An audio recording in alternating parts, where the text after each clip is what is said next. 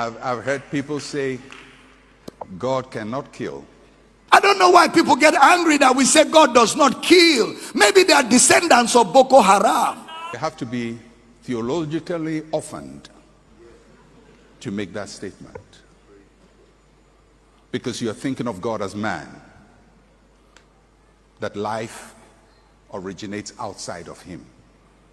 But if he's the maker of life, the maker of human beings, the maker of anything, can unmake what he has made. That's really what God told Jeremiah when he went to the potter's house, and the potter is making a pot, and then it gets mad, and he just makes something new, and he says, can I not do the same? Now we human beings cannot make and unmake, because we didn't make anybody. I didn't make you, so I cannot unmake you. I didn't make the earth, I cannot unmake the earth. I cannot destroy the earth. I cannot mess up the earth. I can't do anything on the earth. But God made the earth. He can destroy the earth. And he will one day destroy the earth. He made the heavens. He can destroy the heavens. He made human beings. He can destroy human beings.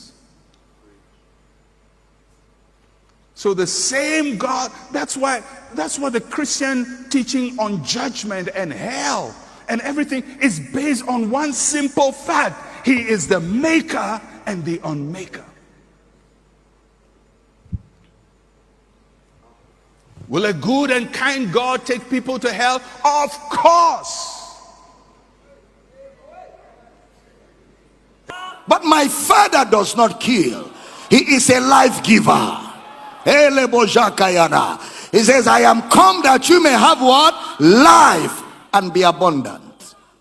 There's no death in God. He said, my brethren, how can sweet and bitter water come out of the same fountain? How can life and death come out of the same God?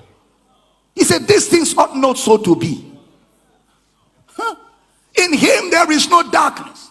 There's no shadow of turning. This is the message. Isn't that too wicked? He made you. He made the earth. He made the air you breathe in. He has the power because he's the maker. All things were made by him or through him, and without him was nothing made that is made. Now, this is the first time Dr. Mensah is openly disagreeing with Dr. Abel Damina on any topic. Oftentimes, you see their followers, the followers of Dr. Abel Damina, try to suggest that him and Dr. Mensah are preaching similar messages and all that. But then back to the topic, you see, this particular issue, scripture is clear on this issue. Just like he pointed out, there are instances. These are issues that should not even be debated. It's just that we find ourselves in a time where there is a Dr. Abel Damina, who seems to have a different interpretation or his own perspective of some of these topics. Of course, that is also respected. But then it's also important that there's a balance, and that is why videos like this, replies like this from Dr. Mensah is important. There has to be a balance.